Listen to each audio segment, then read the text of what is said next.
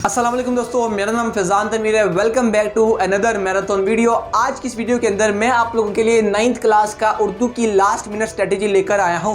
Last minute strategy आपकी सबसे favourite series है जिसके अंदर आप बताते हो कि हमें इतनी ज़्यादा हेल्प होती है पेपर के अंदर। तो अब हम बात करने वाले हैं उर्दू के पेपर के ऊपर। आप देखोगे भैया आपने इतना कुछ पहले से लिख के रखा हुआ है, चीज़ों को क्रॉस भी लगाया हुआ है, इतनी ज़्यादा चीज़ें बताई भी हुई हैं, ये क्या बात हुई। तो यार ये बड़ा एक बुरा मिसहैप हुआ।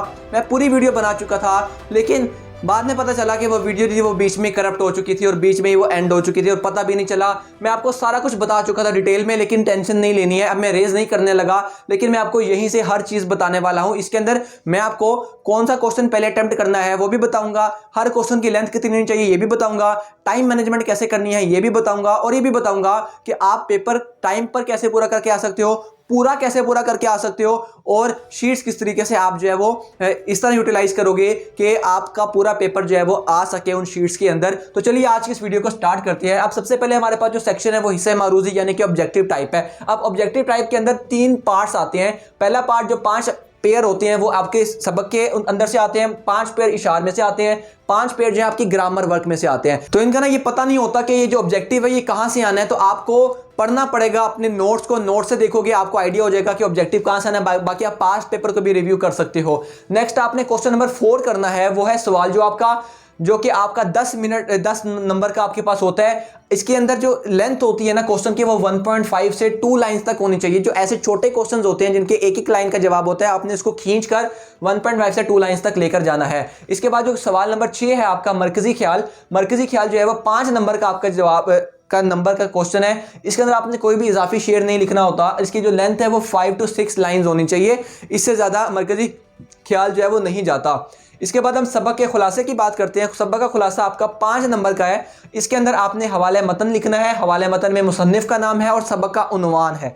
बच्चे उन्वान की जगह पर लिखते हैं सबक का नाम, नाम की जगह आपने क्या लिखना है, उन्वान। और इसकी अगर लेंथ की बात करें तो 1.5 से 2 साइड्स तक होनी चाहिए, और इसके अंदर भी आपने कोई भी इजाफी शेर जो है वो नहीं लिखना। इसके बाद जो है दरख्वास्त आपने करनी है क्वेश्चन नंबर 7 जो कि 10 नंबर की होगी। दरख्वास्त या खत के अंदर पैटर्न के आधे नंबर होते हैं। इसका मतलब है पैटर्न आपका बड़ा जरूरी है, ये आपका गलत नहीं होना चाहिए। इसकी लेंथ की बात करें तो 1 साइड जो है वो इनफ होती है अपने इसे खत या दरख्वास्त के लिए। नेक्स्ट क्वेश्चन नंबर 9 है जो कि आपने ज़ल्बुल मिसाल या जुमलों की दुरुस्तगी करनी है। इसमें आपकी मर्जी है, जो आपको इजी लगे आप वो कर दो। इसके बाद क्वेश्चन नंबर 8 है कहानी या मुकालमा करें। मेरी रिकमेंडेशन मुकालमा होती है, लेकिन आपकी मर्जी है, जो मर्जी करो।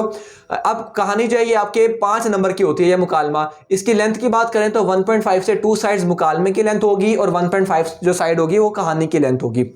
इसके बाद क्वेश्चन नंबर 3 जो है आपने करना है इक्तबास की तशरीह। इक्तबास की तशरीह जो है इसकी जो लेंथ होगी वो 7 to 9 लाइंस होगी, सिर्फ तशरीह की। आपकी मर्जी है, इसके अंदर आप जो सियाको सबाक है वो लिखना चाहो तो लिख सकते हो, इतना ज़रूरी नहीं भी है क्योंकि क्वेश्चन में नहीं मांगा होता। लिखना चाहो तो 4 लाइंस के अंदर आप लिख सकते हो।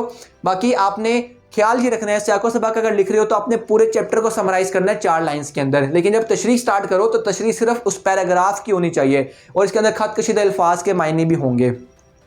आप खत कशीदा अल्फाज के मायने याद कहां से होंगे, आप जब लाइन पढ़ते हो ना 2-3 मरतबा आपको खुद ही समझ आ जाती है इस वर्ड का जो मतलब है वो क्या होने वाला है। इसके बाद आपकी इशार की तशरीह आती है। इशार की तशरीह में आपके पास हिस्से नज़म के 3 शेर करने होते हैं, हिस्सा गज़ल के 2 शेर करने होते हैं। अब इन दोनों के अंदर आपने क्या करना है, हर एक शेर के अंदर कम से कम 1 और ज़्यादा से ज़्यादा 2 इजाफी शेर या कोई रेफरेंस लाजमी से लिखना है।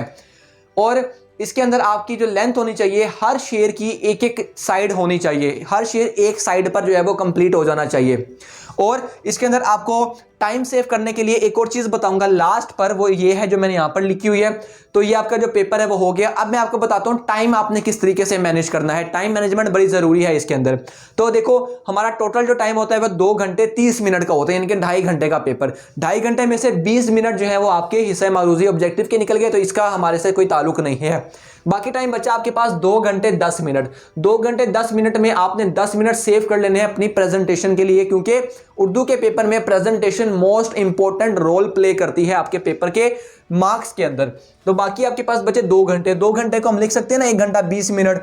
अब 1 घंटा 20 मिनट को हम डिवाइड करते हैं। आपने सवाल जो आपके दे देने के ऊपर टाइम लगाना है 15 मिनट से ज्यादा नहीं, 15 मिनट इनफ है। 15 से कम लग जाए वो ठीक है, लेकिन 15 से ज्यादा नहीं होने चाहिए। मरकजी ख्याल में आपने 10 मिनट स्पेंड करने हैं, सबक का खुलासा में आप 15 मिनट लगा सकते हो, दरख्वास्त में अपनी 15 मिनट लगा सकते हो, ज़रबुल मिसाल जो है वो 10 मिनट में आप कंप्लीट कर सकते हो, कहानी या मुकालमे को आपने 15 मिनट देने हैं, इक्तबास की तशरीह आपकी 20 मिनट तक भी जा सकती है, और इशार की तशरीह जो है ना ये आपने अभी नहीं करनी, पहले आप इस सारे हिस्से को कर लो, ठीक है। यहां तक करने के बाद अपना पूरा पेपर जो है ना, इसके बाद आप अपने 10 मिनट जो प्रेजेंटेशन के है ना इसको यूज करके पूरे पेपर की प्रेजेंटेशन कर लेना, क्योंकि एंड पर आपके पास टाइम नहीं बचता प्रेजेंटेशन करने का, एग्जामिनर पेपर ले जाते हैं।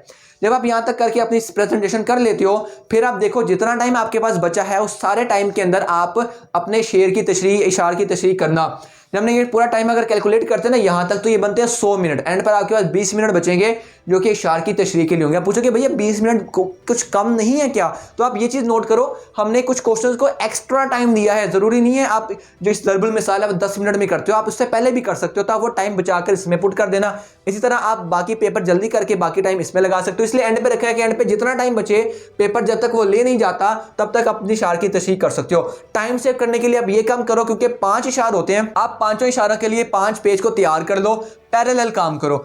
आपने इसका शेर लिखा है, इसका भी लिखो, इसका भी लिखो, इसका भी लिखो, इसका भी लिखो, इसका भी लिखो। इसके बाद जब आप मफहूम लिख रहे हो फिर भी इसका साथ साथ लिखो, पैरेलल लेकर चलो सबको। एक पैराग्राफ इसकी तशरीह कर दो, किसकी करो, किसकी करो, किसकी करो, किसकी करो। फिर जब इजाफी शेर लिखना है इसका भी लिखो, इसका भी लिखो, इसका भी लिखो, इसका भी लिखो, इसका भी लिखो, और इसी तरह फिर नेक्स्ट पैराग्राफ इसका, ठीक है। यानी कि पैरेलल लेकर चलो, ताकि आपको अगर आप बच्चे अगर एक पे करोगे ना तो आप एक पर बहुत ज्यादा टाइम लगा दोगे, जिससे आपके बाकी जो है वो रह जाएंगे, इसके 0 नंबर मिलेंगे। लेकिन अगर आप साथ साथ लेकर चलोगे तो आपको बेशक अगर आपका रह भी जाए तो थोड़े नंबर आपको सारे शेर के मिल रहे होंगे, आपके नंबर बढ़ेंगे ही। और ये थी वो सारी टिप्स जो सारे एक्सपीरियंस की बेस पर मैंने आपको शेयर किया है, ठीक है। अब आपका काम है इसको अपने दोस्तों के साथ शेयर करना।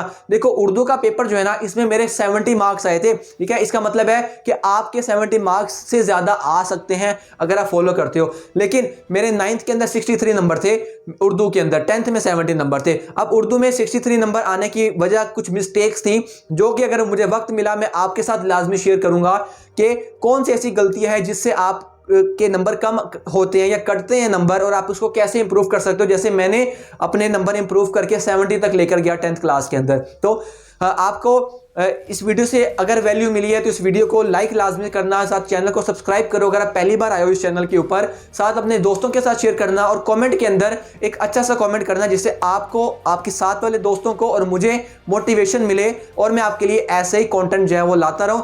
मिलते हैं नेक्स्ट वीडियो के अंदर, तब तक के लिए से यार टेक केयर। मेरा नाम फैजान तनवीर है, अल्लाह हाफिज।